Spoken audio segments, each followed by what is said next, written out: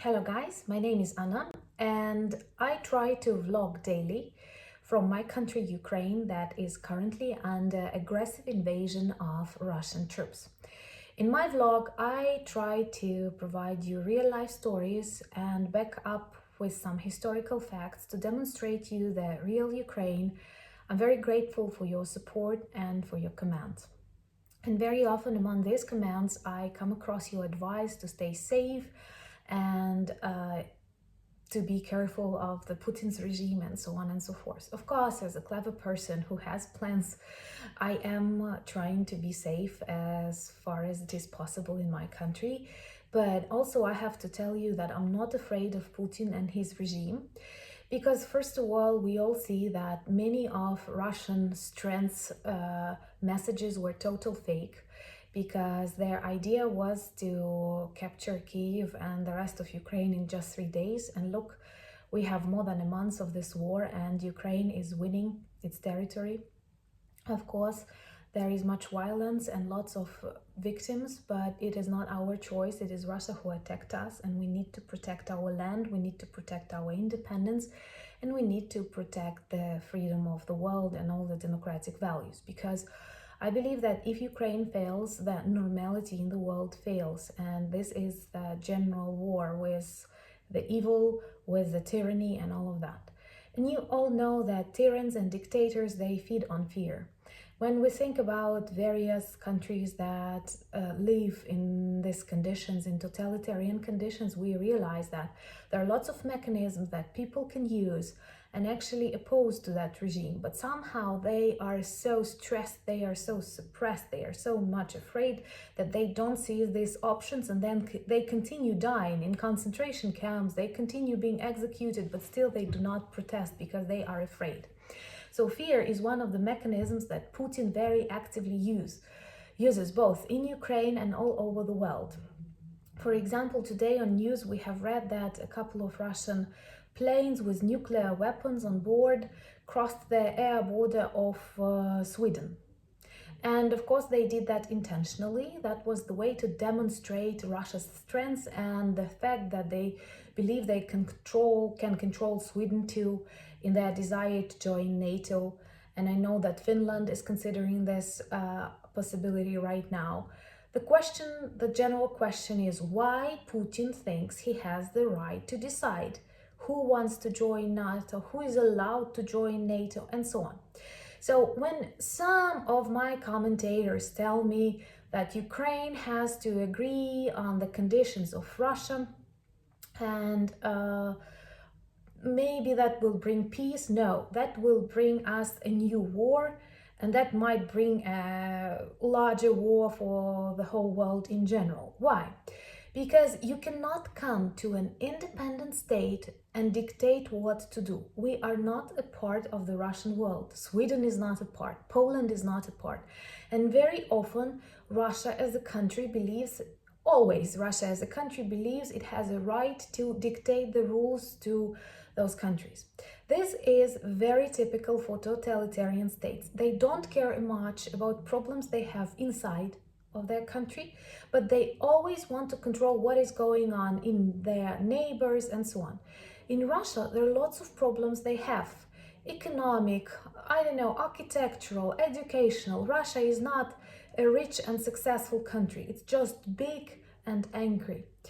And instead of changing something, reforming something, they have a crazy dictator for 22 years as their president, who started to believe in his absolute power and thought that people all over the world are so afraid of him. So after the first tank appears on the land of Ukraine, we will stop and forget about our rights and freedoms. But it didn't work like that, because Ukrainians love freedom, Ukrainians love each other, and they have respect for themselves. Some of you advise me to be careful, and of course I am, because I have plans and I'm young, not that young, but still. And but at the same time, I don't want and I'm not afraid of Putin and his regime. Russian troops are already on the territory of my country. They kill thousands of people, they kill children, they destroy schools, they destroy theaters, museums, hospitals. They ruin our infrastructure because they believe this is the way to return us back to the Russian world. Well, answer number one, many people who were more or less tolerant to Russia are not anymore. Many people who did not want to learn Ukrainian or practice Ukrainian are starting to do that as crazy. And we are not afraid because this is our land, this is our truth, this is our territory. And I don't see myself somewhere abroad. I like traveling. I travel a lot in my normal life. I like experiencing and discovering new cultures and new countries. But at the same time, I always imagine myself living in my country, changing my country, building career, I don't know, in my country. And that's why it is not an option for me to escape just because I'm afraid of Putin. As long as I can be useful, as long as I can oppose, and I'm sure it will be forever, I will do that. Because that's the way to protect my territory and to protect my country. For me, my culture, my language, my cuisine, my history is extremely valuable, and I believe it can be interesting to the world. Contrary to Russia, we are very open and we are glad to speak about ourselves and to learn the world. We like to travel, we like to experience Europe, other continents, and we always invite people to us. And Russia develops its politics, its geopolitics as opposition to all the countries. Russians do not have friends, real friends. They only have subordinates. Those, like, they spoke about Ukraine as a smaller brother who always needs education. No, we don't. We are actually much older and we are not brothers anymore. But they cannot make friends with other countries as we can with Poland, Lithuania, and all the world today that is united to support Ukraine. And I don't know why their citizens do not understand it's not okay when you always wait for some danger coming from the west or coming from the east or south or north. They are always ready to attack because they believe someone will attack them.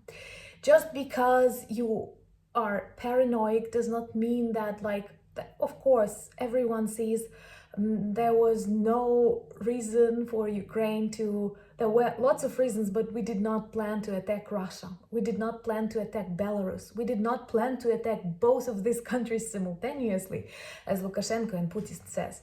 We don't have biolaboratories. We don't have NATO bases on the territory of Ukraine, and they already bomb and shelter us because they don't like we think about that. A question: why can't an independent country think about joining any organization it likes if this organization is not forbidden? European Union. Why can't we join European Union if we want that? You don't want Russians, you don't have to. But Ukrainians are independent and it's for us, up to us to decide. It's the same thing about NATO. If Sweden or Ukraine wants to join NATO, so what? It does not mean that NATO will attack Russia. I am 100% confident if any war happens between NATO and Russia, it will be Russia who will attack first. But this fear that they try to spread is very poisonous because many people do not react and do not stop dictators, and they feed on that fear. I am confident that Russia does not only spoil life in my country by directly attacking us, but I'm sure if you think about your countries and your governments and your societies, you will see lots of examples when Russia indirectly tries to spoil your lives. In Italy, in the United States, in Poland, and in many other countries, they finance various movements, conflicts, provocations. This is just terrorism. How terrorists work: they take hostages, like Ukrainian people. They try to set terror and fear, and then they set demands. So this is exactly what happened with Ukraine. They occupied our territories. They started to demand things they want from us, setting fear and terror and violence. But it doesn't work like that with free nations, and Ukraine is a free nation, and it won't work like that with us, because we know the more you allow, the dictator, the angrier and hungrier he becomes. But this message is correct not only for us Ukrainians, but also for the rest of the world. Because what Putin demonstrates with Sweden, what Putin demonstrates when he says we are ready to attack Poland, or we will reconsider our politics towards Baltic states, or anything else, demonstrates he is not a leader of the country. He's not the president anymore. He is a war criminal, and he is a terrorist, number one terrorist with a nuclear button. Well, in Ukraine, we often joke like that the myth of the strong Russian army was overestimated, and I've read that even in the United States, they have some issues with the spies or something like that, who demonstrated that Russia is really strong, but it turned out that Russia is really weak, and also many of their weapons and technologies are outdated. So all of that image of Russia being very strong and Russian president being a true macho is actually total, okay, I'm sorry, bullshit. So I think the very same thing maybe with their nuclear buttons. In Ukraine, we often joke that perhaps half of these nuclear bombs are already sold and the rest are not working because they drank when did something to these technologies. But these are not the jokes I would like to tell to the world. So perhaps my main message is, don't be afraid of Putin, because he is not that strong as he pretends to be. If my country can oppose him, the whole world can oppose. And we are very grateful for the support you provide. And the second aspect, of course, do not trust Russia and Putin's regime, because all of the things they promise, they always do the contrary. Just like they bring peace to Ukraine by starting war in Ukraine. It is all in the style of Orwell. And thank you for your questions that you leave. I will try to answer many of them concerning history and even Russian Orthodox Church. I'm very grateful for that attention. And please also stay safe in your countries. And one of the best things that you can do for Ukraine is try to persuade those people who are under the influence of Russian propaganda that this country cannot be normal if they have one president for 22 years, if their people do not care about the fact they have no elections, if they attack a normal peaceful country in the center of Europe, if they constantly threaten the world, they have a nuclear bomb and they can use it, if they just like invent various conspiracy theories, if they interfere in your affairs, try to influence your elections, try to influence various social movements, this is not okay. I cannot believe a country like that actually exists and that this propaganda works on somebody. But they have lots of money, that have lots of influences, and they continue spreading these fake messages, poisonous messages. So one of the good things you can do for Ukraine is actually to make people realize that you have, like, if you don't trust me, you have all the renowned world media, and you see they describe real situation in Ukraine. And of course, when you bomb maternity houses and you kill almost 200 children are killed during this war with Russia, it cannot be described as you bring peace to the country or that Ukraine was to attack Russia. It is total nonsense. And we have to make those who still do not believe this fact actually see the truth, because it is dangerous for the world. Thank you for watching. Subscribe, press that bell if you want to get the updates from me, and stay safe. Slava Ukraini!